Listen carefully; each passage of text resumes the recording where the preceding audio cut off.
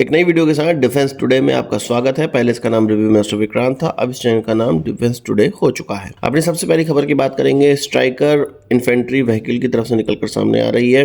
आपको पता है कि इसका लद्दाख में ट्रायल हुआ था और ये असफल रहा था, मतलब ये अच्छे से वहाँ पर ट्रायल परफॉर्म नहीं कर पाया था। अब इसकी इनसाइड कुछ और रिपोर्टें निकल कर आई हैं और इसमें आपको जानना चाहिए कि इसकी किस तरह से वहाँ पर बहुत ज़्यादा बेइज्जती हुई है।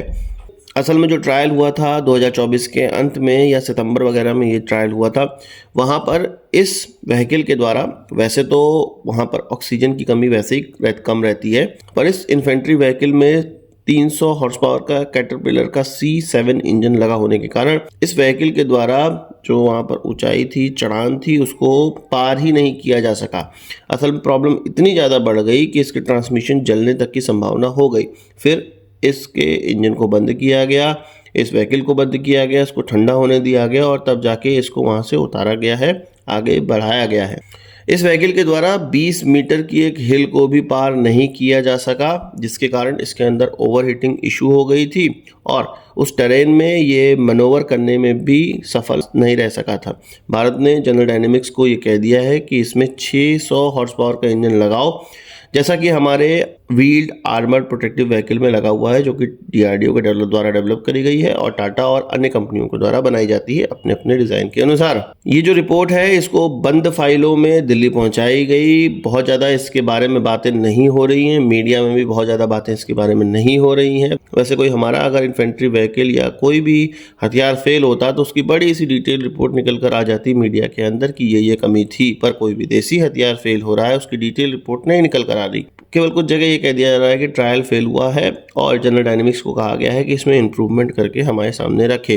ये कोई नहीं बता रहा कि इसमें क्या क्या चीज़ें फेल हुई हैं। जो ये चीज़ें मैं बता रहा हूँ ये भी इधर उधर सोर्सेज से निकल कर आई हैं। आर्मी की तरफ से ऑफिशियली कुछ भी नहीं कहा गया है। आपको मैं यहाँ पर बता दूँ कि जो हमारा व्हील्ड आर्मर्ड प्रोटेक्टिव व्हीकल है उसका जो पावर टू वेट रेशियो है वो 25 HP पर टन है, जबकि स्ट्राइकर का 17.24 HP पर टन है।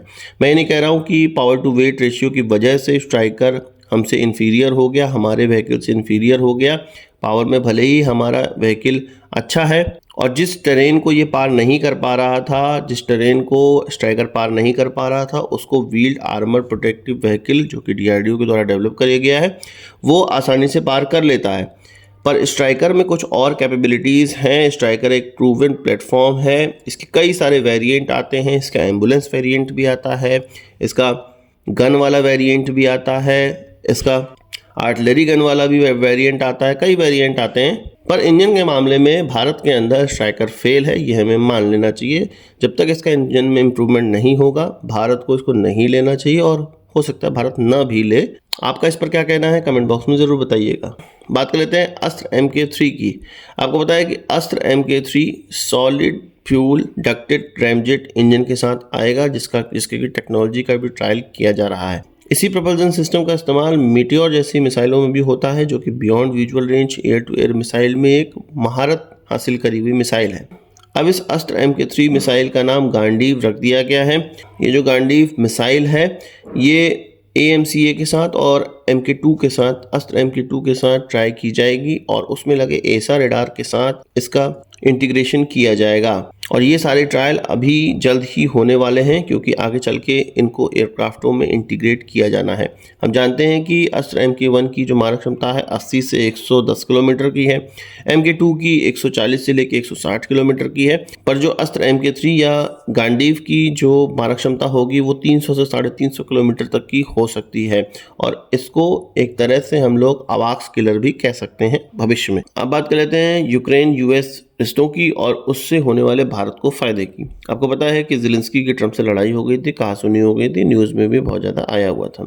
इसके बाद ट्रंप की तरफ से, अमेरिका की तरफ से यूक्रेन को जो भी आर्टिलरी सेल्स थे या जो भी हथियारों की सप्लाई थी वो रोक दी गई है। अब इन हथियारों की सप्लाई रोकने की वजह से यूरोप के अंदर इतना ज़्यादा प्रोडक्शन नहीं है कि वो किसी एक देश को ये सब वेपन की सप्लाई करते रहें और सेल्स के माध्यम में तो और भी कम इनका प्रोडक्शन है। हाँ, उन्नत हथियारों का प्रोडक्शन होता होगा, पर आर्टिलरी सेल्स जैसे बहुत बेसिक से हथियार या गोला बारूद का जो प्रोडक्शन रेट है वो बहुत कम होता है, क्योंकि इनको इतना ज़्यादा आवश्यकता नहीं पड़ती और इनकी आवश्यकताएं यूएस और अन्य कंट्री से पूरी हो जाती हैं। अब यूरोपियन यूनियन भारत की तरफ देख रहा है अमेरिका को रिप्लेस करने के लिए।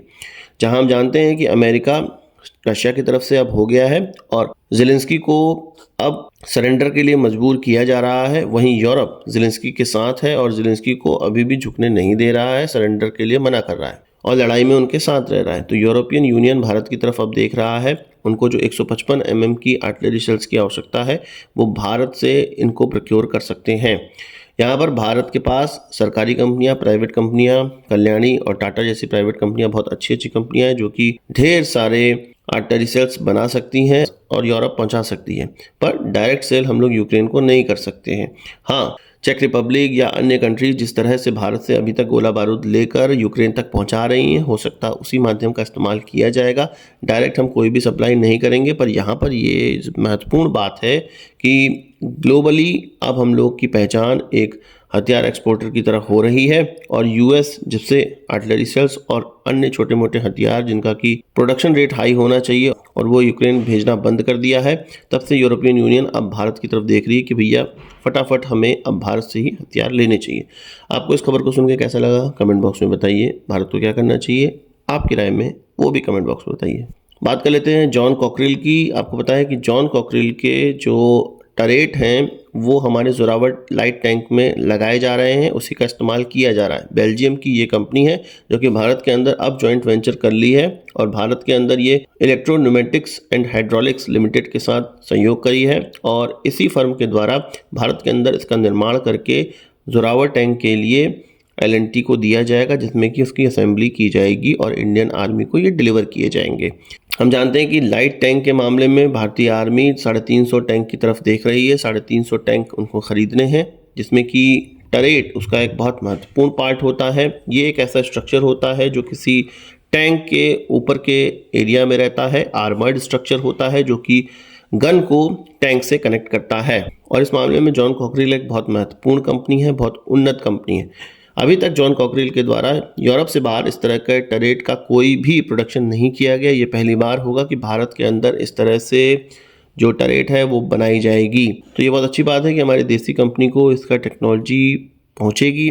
इसके बाद हम और उन्नत इससे हथियार बनाएंगे और जॉन कॉकरेल को भी बाद में पीछे छोड़ेंगे।